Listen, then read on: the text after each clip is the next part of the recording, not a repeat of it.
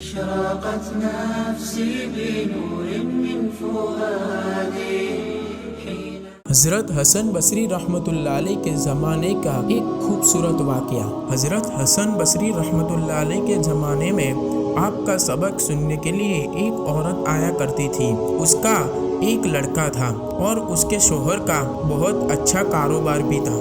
वे एक नेक औरत थी, एक इबादत गुजार थी और नेकी पर अपना जीवन जी रही थी। उस बिचारी का पति जवानी में ही अल्लाह को प्यारा हो गया। उसने सोचा कि मेरा एक बेटा है, अगर मैं दूसरी शादी कर लूँगी तो मुझे शोहर तो मिल जाएगा, लेकिन बच्चे की ज़िंदगी बर्बाद हो जाएगी। पता नहीं वह इससे कैसे पेश आए और अब वह जवानी के भी करीब है, इसलिए यह एक मेरा सहारा है। इसलिए उसने अपने भावनाओं की बलि दे दी। पर वह लड़का जब घर से बाहर जाता तो उस पर वह ध्यान नहीं रख पाती थी। अब उसके पास माल की कमी भी पड़ने लगी थी और वह लड़का बुरी आदत और बुरी संगत में पड़ने लगा और नशीली चीज़ों का शौकीन हो गया। बेचारी माँ उसको बार बार समझाती रही, लेकिन उस पर कोई असर नहीं हुआ, बल्कि अब उसके लड़के को साइड इफ़ेक्ट भी होने लगे थे। माँ उसे हज़रत हसन बसरी रहमतुल्लाह अलैह के पास ले आई। हज़रत हसन बसरी रहमतुल्लाह अलैह भी उसको घंटों तक समझाते, लेकिन उसका ध्यान भलाई की तरफ जाता ही नहीं था। उसके लिए बहुत दुआएं भी की, लेकिन उसको कुछ भी फर्क नहीं पड़ता था। बात यहाँ तक पहुँच गई कि हज़रत हसन बसरी रहमतुल्लाह अलैह के दिल में खुद आ गया कि शायद उसके दिल पर मोहर लग गई है। उसकी माँ उसको समझाती रही कि बेटे अपना जीवन सुधार ले और नेक बन जा, अल्लाह की शान बहुत बड़ी है, वह तुझे माफ़ कर देगा। लेकिन वह लड़का उसकी एक भी नहीं सुनता था। बहुत साल ऐसे कामों में फंसने के बाद उसने अपनी तंदुरुस्ती को भी तबाह कर लिया। उसकी दौलत भी खत्म हो गई। बड़ी बीमारी ने उसको पकड़ लिया। इसके लिए उसकी उठने बैठने की ताकत भी ना रही। इतनी कमज़ोरी उस पर आ गई, उसको अब उसकी मौत सामने दिखाई देती थी। अब उसकी माँ उसके पास बैठकर उसको समझाने लगी कि बेटे तुमने अपने जीवन में जो कुछ करना था वह तूने कर लिया, अब तू अल्लाह के सामने माफ़ी मांग ले। अल्लाह बहुत करीम है, वह गुनाहों को माफ़ कर देगा। लेकिन उसके दिल पर ताला लग गया हो, इस तरह उसके दिल पर कोई असर नहीं हुआ। वह कहने लगा कि माँ मैं कैसे तौबा कर लूँ, मैंने तो बहुत बड़े बड़े गुनाह किए हैं। उसकी माँ ने कहा हज़रत हसन बसरी रहमतुल्लाह अलैह को पूछ लेते हैं।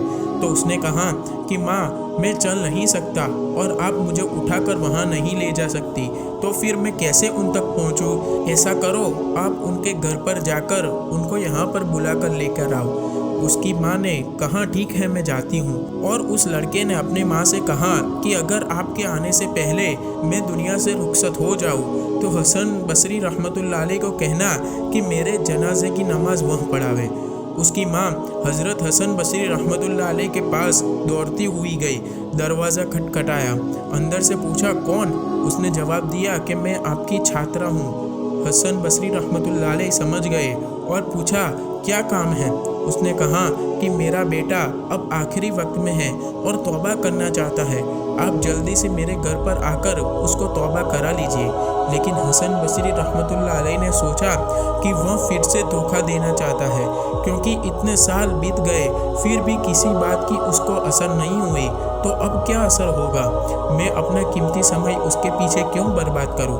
उस माँ ने उनसे कहा कि मेरे बेटे ने यह भी कहा है कि मेरे इंतकाल के बाद मेरे जनाजे की नमाज हसन बसरी रहमतुल्लाह अलैह पढ़ाएंगे। तब हसन बसरी रहमतुल्लाह अलैह ने कहा कि उसके जनाजे की नमाज मैं नहीं पढ़ाऊँगा, क्योंकि उसने ज़िंदगी भर कभी नमाज नहीं पढ़ी, तो मैं क्यों उसकी नमाज पढ़ाऊँ? और उम्मत में कई लोग गुजरे हैं जिन्होंने बेनमाजियों की जनाजे की नमाज नहीं पढ़ाई और वह कहते थे कि जिसने नमाज छोड़ी उसने कुफ्र किया। वह बेचारी यह सुनकर गमगीन हालत में उठी। एक तरफ उसके बेटे का आखिरी वक्त चल रहा था और दूसरी तरफ हजरत ने आने से इनकार कर दिया, इसलिए वह रोते हुए अपने घर आ गई। वह जब घर आई तो उसके बेटे ने उसको बहुत रोते हुए देखा तो उसका दिल भी पिघल गया। उसने पूछा कि अम्मा अम्मा जान, आप क्यों रो रहे हो? उसने रोते हुए कहा कि बेटा, यहाँ तेरा आखिरी वक्त चल रहा है और वहाँ हजरत ने आने से इनकार कर दिया। तू इतना बुरा है कि उन्होंने तेरे जनाजे की नमाज भी पढ़ाने से इनकार कर दिया। यह सुनकर उसका दिल बेदार बन गया, उसको बड़ा सदमा लगा।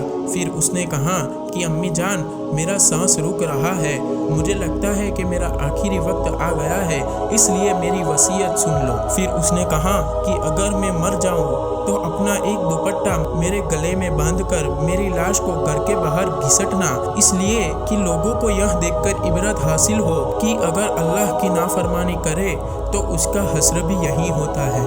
और मुझे कब्रिस्तान में नहीं, अपने घर के आसपास कहीं दफना देना, क्योंकि ऐसा न हो कि मेरे गुनाहों की वजह से कब्रिस्तान के लोगों को तकलीफ हो। उसकी यह टूटे दिल से निकली हुई बात अल्लाह को बहुत प्यारी लग गई और अल्लाह को उस पर प्यार आ गया और उसकी रूह कब्ज हो गई। उसकी माँ ने उसकी आंखें बंद की थी और दरवाज़ा खटखटाने की आवाज़ आई। उसकी माँ ने पूछा कि कौन है, तो बाहर से आवाज़ आई कि हसन बसरी रहमतुल्लाह अलैह। तो फटाफट उसने उठकर दरवाज़ा खोला। फिर उसने उनके आने का कारण पूछा तो हसन बसरी रहमतुल्लाह अलैह ने बताया कि जब मैं तुम्हें मना करने के बाद सो गया तो अल्लाह ताला की जियारत मुझे नसीब हुई और मुझे ख्वाब में बताया कि हसन, तू मेरा कैसा वली है कि मेरे दूसरे वली के जनाजे की नमाज पढ़ाने का इनकार करता है। तब मैं तुरंत समझ गया कि अल्लाह ताला ने तेरे बेटे की तौबा को कबूल कर लिया है, इसलिए मैं तुम्हारे बेटे के जनाजे की नमाज पढ़ाने के लिए फ़ौरन आ गया। इसलिए दोस्तों, हमारे बड़े बताते हैं कि तौबा करने में ज़रा भी देरी ना करनी चाहिए, क्योंकि अल्लाह ताला हर किसी को तौबा की तौफीक नहीं देता। और तौबा एक ऐसा हथियार है कि इससे अल्लाह ताला समुंदर के झांक के बराबर भी गुनाह को माफ़ कर देता है।